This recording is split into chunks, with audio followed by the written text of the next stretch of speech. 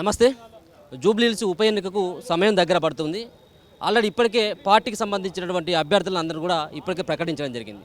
So ఒక పక్కన BJP పార్టీని ఉద్దేశిస్తూ ఇక్కడ ఉన్నటువంటి జూబ్లీహిల్స్ ప్రాంతంలో అసలు బీజేపీ పార్టీకి డిపాజిట్ కూడా రాదంటూ ఇక్కడ ఉన్నటువంటి బీఆర్ఎస్ పార్టీకి సంబంధించినటువంటి నేతలైనటువంటి హరీష్ రావు కానీ కేటీఆర్ సైతం కూడా ప్రధానంగా మాట్లాడుతూ ఉన్నటువంటి పరిస్థితి. ఒకసారి మాట్లాడదాం జూబ్లీహిల్స్ ప్రాంతంలో బీజేపీ పార్టీ బలాలు ఎంత, బలగాలు ఎంత, సో వారి వ్యూహం ఎంత అనేటువంటి విషయాన్ని ఒకసారి మాట్లాడేటువంటి ప్రయత్నం చేద్దాం. మనతో పాటు గువ్వల బాలరాజు గారు, బీజేపీకి సంబంధించినటువంటి నాయకులైనటువంటి గువ్వల బాలరాజు గారు ఒకసారి మాట్లాడదాం. అన్న నమస్తే.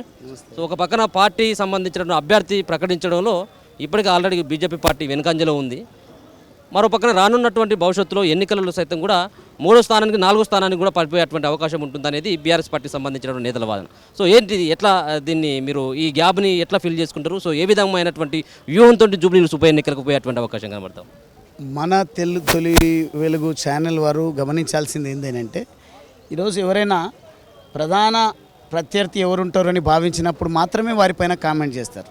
నేను అనుకుంటున్నా బీఆర్ఎస్ పార్టీ ఎవరికి కూడా కాంపిటీటర్ కాదు. ఈరోజు బీఆర్ఎస్ పార్టీ కథ ఒడిసిపోయింది ఈరోజు. అందుకోసమే బీజేపీకి అభ్యర్థులు లేరు, బీజేపీకి డిపాజిట్ రాదు అని మాట్లాడుతున్నారు.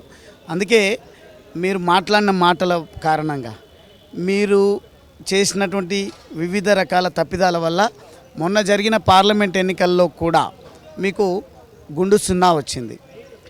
ఆ రోజు అదే మాట్లాడిన మొత్తం 8-9 మాకే వస్తాయని చెప్పేసి చివరి చూస్తే గుండు సున్నా రావడం జరిగింది బీఆర్ఎస్ పార్టీకి. అటువంటి పార్టీ ఈరోజు భారతీయ జనతా పార్టీకి డిపాజిట్ రాదు అని మాట్లాడతారంటే ప్రజలు నవ్వుకుంటారు తప్ప అంతకంటే ఏముండదు. తప్పకుండా రాబోయే ఈ ఉప ఎన్నికల్లో ఖచ్చితంగా బీజేపీ పార్టీ తన పర్ఫార్మెన్స్ను ఎట్లా ఉండాలనో ప్రజలే నిర్ధారిస్తారు. ఏ రకంగా ముందుకు పోవాలనో, ఎవరిని అభ్యర్థిగా నియమించాలనో ప్రజాభిప్రాయం మేరకు మా పార్టీ ఆలోచన చేస్తూ ఉంది. తప్పకుండా అభ్యర్థి నియమిస్తాం. అద్భుతమైనటువంటి పద్ధతిలో గెలుపే లక్ష్యంగా బీజేపీ పార్టీ పనిచేస్తుంది. బీజేపీ పార్టీకి ఓటేసిన, ఇటు కాంగ్రెస్ పార్టీకి ఓటేసినప్పుడు కూడా అది మురికి కాలువలు వేసినట్టే, మోరీలు వేసినట్టే అని చెప్పేసి కేటీఆర్ వ్యాఖ్యలు చేస్తూ ఉన్నారు. అందుకే ఆ మాటలతోనే ఆ దుస్థితి వచ్చింది. ప్రత్యేకంగా కేటీఆర్ గారు వాడుతున్న భాష, కేటీఆర్ గారి బాడీ లాంగ్వేజ్, కేటీఆర్ గారి అహంకారపూరితమైనటువంటి మాటల వల్లనే బీఆర్ఎస్ పార్టీ ఖతమైపోతుంది అనేది ఎక్కడ చూసినా వినిపిస్తున్నటువంటి మాట. ఆయన మురికి కాలువలు వేసినట్టు అవుతుందా, లేదంటే ఎర్రకోట పైన కాషాయ జెండాను రెపరెపలాడించినట్టుగా రాబోయే రోజులలో అదే కాషాయ జెండాను అసెంబ్లీ పైన రెపరెపలాడించగలుగుతుందా అనేది ప్రజలు నిర్ధారిస్తారు. దాని భవిష్యత్తులో మీరే చూస్తారు. మొన్నటి వరకు మీరు బీఆర్ఎస్ పార్టీతో ఉంటే అది మీ జర్నీ అంతా కొనసాగింది. సో ఒక పక్కన జూబ్లీహిల్స్ ఉప ఎన్నిక అనేది కూడా అన్ని పార్టీలకు ఇప్పుడు రానున్నటువంటి జిహెచ్ఎంసీ కావచ్చు, మిగతా సంబంధించిన ఎన్నికలకు కూడా చాలా ప్రభావం పడేటువంటి ఎన్నిక. సో ముఖ్యంగా కేటీఆరే అన్ని తానై చెప్పేసి ఒక రకమైనటువంటి బాధ్యతతో అక్కడ పనిచేస్తూ ఉన్నాడు. సో ఏంటి కేసీఆర్ బయటికి రాకపోవడానికి ప్రధానమైనటువంటి కారణం ఎందుకు? ఎందుకంటే ఆల్మోస్ట్ మీకు తెలిసే ఉంటుంది. సో ఆయనను కేటీఆర్ పక్కన పెడతా ఉన్నాడా, లేదు ఆయన ఓడిపోయిండు అన్నటువంటి ఇంకా ఆ బాధలోనే ఆయన ఫామ్ హౌస్లోకి వెళ్ళి బయటకు వెళ్తలేడని అనుకోవచ్చా? ఏమనుకోవచ్చు ఆయన బయటికి రాకపోవడానికి ప్రధానమైన? కేసీఆర్ గారు బాధపడుతూ ఇంట్లో కూర్చునే వ్యక్తి ఏం కాదు. కాకపోతే ఆయన వర్కింగ్ స్టైల్ కూర్చొని పనిచేస్తాడు అనేది ఒకటి మాట. కానీ ఈరోజు కూర్చొని పని చేయించే వాతావరణం కూడా ఇంట్లో ఈ అన్న చెల్లి లేకుంటే కుటుంబం కూడా కల్పించడం లేదు. కాబట్టి పాపం డిమోరలైజ్ అయి ఉన్నట్టుగా నేనైతే భావిస్తూ ఉన్నా. ఈ కేటీఆర్ గారి వైఖరి కూడా ఏమైందంటే, ఇంకా వారికంటే ముందు వరుసలు నేనే ఉండాలంటే మా నాన్నను కూడా పక్కకు పెట్టాలి, నేనే ముందు ఉండాలి అన్నట్టుగా అన్నీ తానై నడిపిస్తున్నట్టుగా ఒక షో చేయొచ్చు. కానీ యాక్సెప్టెన్స్ ఎట్లుందనేది కూడా అర్థం చేసుకొని నడిస్తే బాగుంటుంది. మీ పార్టీకి సంబంధించినటువంటి విషయంలో మొన్ననే కొండా విశ్వేశ్వరరెడ్డి లాంటి వాళ్ళు, అలాగే కొంతమంది ఎమ్మెల్యేలు సైతం కూడా మీ పార్టీ వైఖరి పైన, ముఖ్యంగా జిల్లా స్థాయికి సంబంధించిన నాయకత్వం పైన కొంత అసంతృప్తి వెలగట్టినటువంటి పరిస్థితి కనబడతా ఉంది. మొన్నటి వరకు రాజాసింగ్ ఆ పార్టీకి సంబంధించిన మీ నాయకత్వాన్ని కాదనుకొని చెప్పేసి ఆయన బయటకు వెళ్ళినటువంటి సందర్భం. అసలు బీజేపీ పార్టీలో అంతర్గత కుమ్ములాటలు ఎక్కువ అయిపోయినాయి, ఒకరికొకరు పొసుకోవట్లేదని చెప్పేసి కూడా ముఖ్యంగా అంటున్నటువంటి వాళ్ళకి మీరు ఏం సమాధానం చెప్తారు? ఎట్లా సమర్థించుకుంటారు దీన్ని? అది ఎవరంటున్నారో కానీ కుటుంబంలోనే కంట్రోల్ లేనటువంటి పరిస్థితిని మనం చూస్తూ ఉన్నాం. ఇది దేశాన్ని ఏలుతున్నటువంటి పార్టీ ఖచ్చితంగా భవిష్యత్తులో తెలంగాణలో గెలవబోతున్నటువంటి పార్టీ. కాబట్టి ఇక్కడ రకరకాల అభిప్రాయాలు వస్తూ ఉంటాయి. వాటిని అన్నింటినీ కూడా పరిగణలోకి పార్టీ తీసుకుంటుంది. అధిష్టానం నిజంగా అందరి ఆలోచనలు, ఒక్కోసారి నేను మాట్లాడే విధానం వేరే ఉంటుంది, మీరు మాట్లాడే విధానం వేరే ఉండొచ్చు.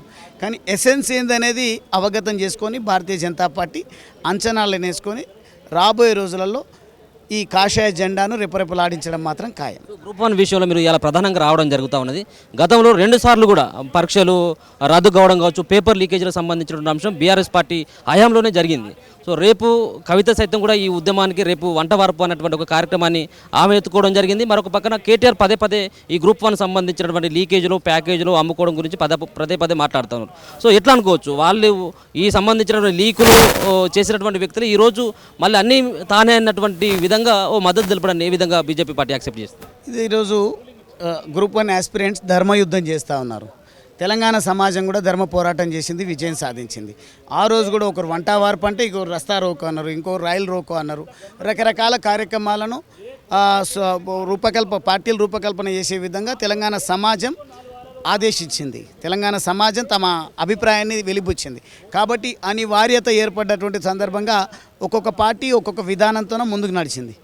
ఈరోజు నిరుద్యోగ యువత చేస్తున్నటువంటి ఈ పోరాటం ఏదైతే ఉందో ఇది అనివార్యత నెలకొల్పింది. ఈ పోరాటం ఖచ్చితంగా ప్రతి పార్టీ ఈరోజు అధికార పార్టీ కూడా మేము కూడా ఏదో సందట్లో సడేమియా అన్నట్టుగా వెళ్తేనే బాగుంటుందేమో, లేకుంటే మా ఎగ్జిస్టెన్స్కే ముప్పయ్యే ప్రమాదం ఉందనే వాతావరణం అయితే ఈ నిరుద్యోగ యువత వారి కుటుంబాలు వారికి అండగా ఉండదలుచుకున్నటువంటి అటువంటి వాళ్ళు చేసేటువంటి పోరాటాలను బట్టి కవిత గారు రావచ్చు, లేకుంటే కేటీఆర్ గారు రావచ్చు, కేసీఆర్ గారు రావచ్చు, ఎవరైనా రావచ్చు, ఇది ఖచ్చితంగా అందరి పక్షాన ఉండి చేయాల్సినటువంటి ధర్మ పోరాటం. ఈ గ్రూప్ 1 ఉద్యోగాల్లో జరిగినటువంటి అవకతవకలను ప్రశ్నించాల్సినటువంటి బాధ్యత ప్రతి ఒక్కరిపైన ఉంది. వాళ్ళు బీజేపీ వాళ్ళని కూడా ముఖ్యంగా రామచంద్రరావు గారికి సైతం కూడా ఈ నిరుద్యోగులు కలవడం జరిగింది నిన్న. సో ఎస్, ఏంటిది మీ చివరి వరకు వాళ్ళకి బీజేపీ పార్టీ తోడుగా ఉంటుందా? చివరి వరకు ఉంటుంది. బీజేపీ పార్టీ ఖచ్చితంగా ఒక నిర్దిష్టమైనటువంటి ఆలోచనలు కలిగినటువంటి పార్టీ కాబట్టి అదే ఆ స్పిరిట్తోనే ముందుకు పోతుంది. నిరుద్యోగ యువత వారి హక్కులను వారు కాపాడుకునే విధంగా వారు చేస్తున్నటువంటి ప్రయత్నంలో విజయం సాధించడం కోసం పూర్తి స్థాయి సహాయ సహకారాలను అందిస్తుంది.